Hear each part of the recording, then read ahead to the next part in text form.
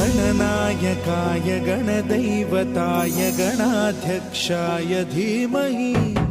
गुणशरीराय गुणमण्डिताय गुणेशानाय धीमहि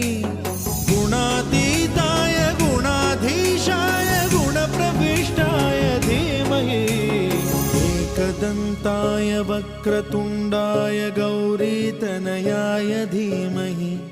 गजेशानाय भालचन्द्राय श्रीगणेशाय धीमहि